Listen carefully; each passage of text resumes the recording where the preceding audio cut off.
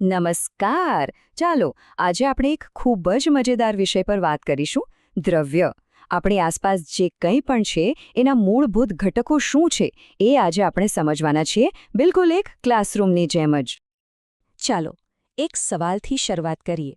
જરા વિચારો, આકાશમાં ચમકતો તારો, આપણા હાથમાં રહેલો પાણીનો ગ્લાસ અને જે હવામાં આપણે શ્વાસ લઈએ છીએ, આ બધી અલગ અલગ વસ્તુઓમાં એવી કઈ એક બાબત છે જે સરખી છે?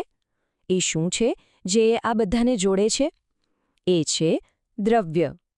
તો આજે આપણે આ સફરમાં શું શું જોવાના છીએ? પહેલા સમજીશું કે દ્રવ્ય શું છે, પછી એના કણોનું રહસ્ય જાણીશું, એ કણો કેવી રીતે વર્તે છે એ જોઈશું, દ્રવ્યના 3 રૂપો વિશે વાત કરીશું અને છેલ્લે એ એક રૂપમાંથી બીજામાં કેવી રીતે બદલાય છે તે સમજીશું. ચાલો આગળ વધીએ. સારું, તો ચાલો આપણા પહેલા મુદ્દા પર આવીએ. આખરે આ દ્રવ્ય છે શું? વિજ્ઞાન એને કઈ રીતે વ્યાખ્યાયિત કરે છે? ચાલો સમજીએ. જુઓ, વિજ્ઞાનની ભાષામાં વ્યાખ્યા એકદમ સીધી છે. કોઈ પણ વસ્તુ જે જગ્યા રોકે, એટલે કે એનું કંઈ કદ હોય, અને એનું વજન હોય, એટલે કે દળ હોય, તો એ દ્રવ્ય છે.